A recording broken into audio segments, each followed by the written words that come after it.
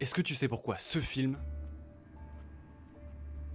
a cette esthétique si particulière? C'est le film 28 jours plus tard, et s'il ressemble à ça, c'est parce qu'il a été tourné avec une caméra bien précise, qui offrait non seulement cette esthétique expérimentale, mais également une légèreté qui leur a permis de tourner ces plans où Jim déambule dans un Londres désert. Et privatiser les rues de Londres, mon copain, c'est pas quelque chose de facile. Il n'avait qu'une heure chaque matin pour tourner ses plans, et c'est là que la portabilité de cette caméra s'est révélée ultra pratique. Cette caméra dont je te parle, c'est la Mini DV, et à la base, elle était surtout utilisée pour filmer des documentaires ou des reportages. Et son choix pour le film n'est pas du tout anodin. C'est le réalisateur Danny Boyle qui la voulait, car selon lui, l'Apocalypse aurait été tourné avec un caméscope. Et le film 28 Years Later, actuellement au cinéma, c'est le même principe. Il a été tourné avec des iPhone 15 Pro Max, légèrement modifiés pour le film évidemment, ce qui leur permettait de tourner dans des angles impossibles pour des caméras et également d'être très proche des personnages, renforçant ainsi le sentiment d'immersion. Et en plus d'offrir parfois des plans somptueux. Et d'ailleurs, ça a fait de lui le film le plus cher jamais tourné au téléphone pour un budget de 75 millions de dollars. Et moi, ce que je trouve incroyable avec cette saga, c'est que le choix de la caméra est un vrai parti pris de mise en scène. Si t'as appris quelque chose, abonne-toi.